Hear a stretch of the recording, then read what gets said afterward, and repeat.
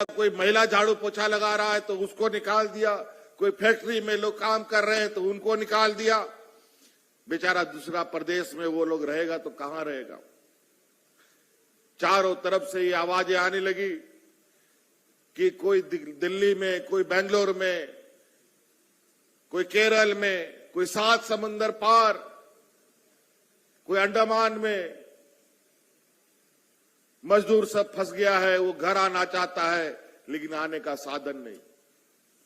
बहुत सारा लोग, किसी के पास साइकिल था तो साइकिल से चल दिया, किसी के पास रिक्शा था तो रिक्शा से चल दिया, किसी के पास मोटरसाइकिल था तो मोटरसाइकिल से चल दिया, और किसी के पास कुछ नहीं है तो वो पैदल भी चल दिया अपने घर की ओर।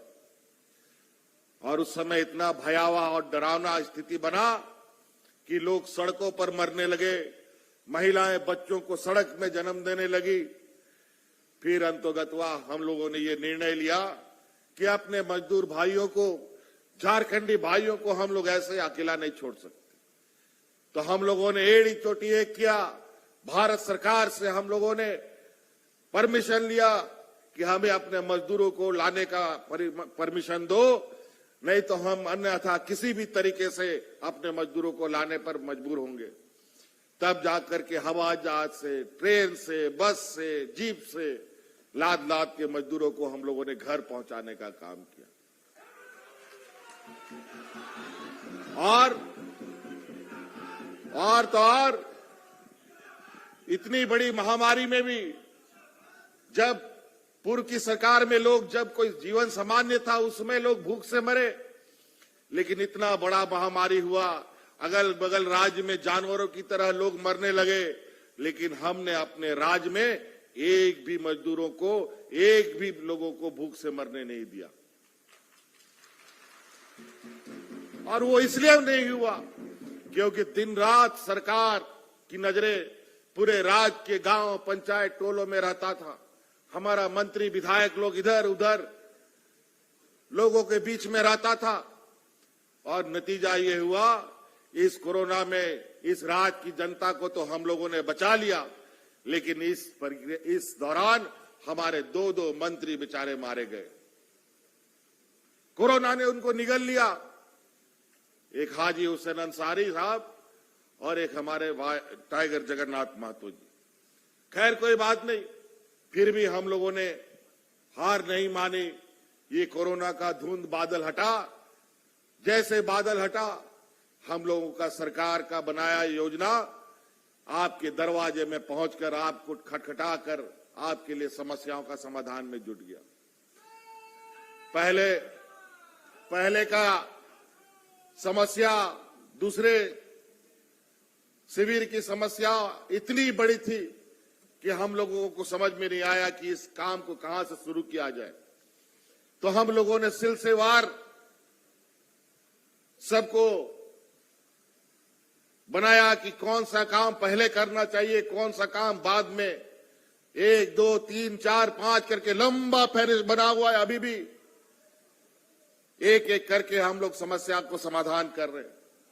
और पहला शिविर का परिणाम यह हुआ, जहां हमारे बूढ़े बुजुर्ग लोग जो इस राज्य के लिए लड़ते मरते रहे, इस राज्य को अलग करने में अपनी बड़ी बड़ी लंबी आंदोलन में जुटे रहे, आज बुजुर्ग अवस्था में अपना 2 वक्त के अनाज के लिए इधर उधर, कोई राशन कार्ड बनाने के लिए भटक रहा है, कोई पेंशन के लिए भटक रहा है।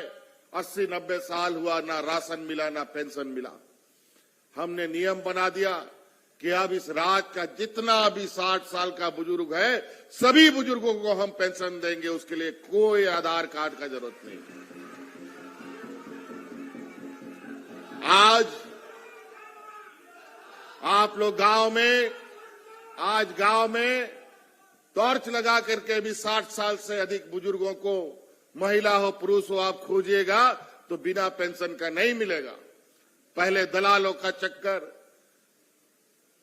और कई सारे हुज्जतों के बाद भी पेंशन नहीं मिलता था। वही हाल हमारी विधवा महिलाओं का था। आज जिस तरीके से हम लोगों ने उनको सहारा देने का प्रयास किया है क्या पहले गांव में 1, 2, 3 महिलाओं को वृद्धा पेंशन मिलता था। 40 साल 50 साल होने के बाद पेंशन मिलता था। भगवान ना करे कोई विधवा महिलाएं हो, लेकिन कुदरत कभी भी कोई किसी के साथ घटना कर सकता है।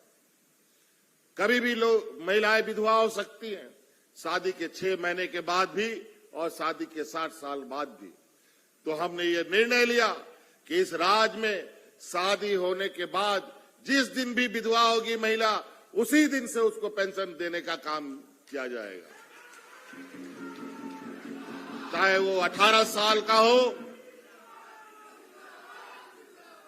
चाहे वो 18 साल की महिला हो, चाहे वो 88 साल की महिला हो, सभी को पेंशन। विकलांगों का भी वही हाल। अब सभी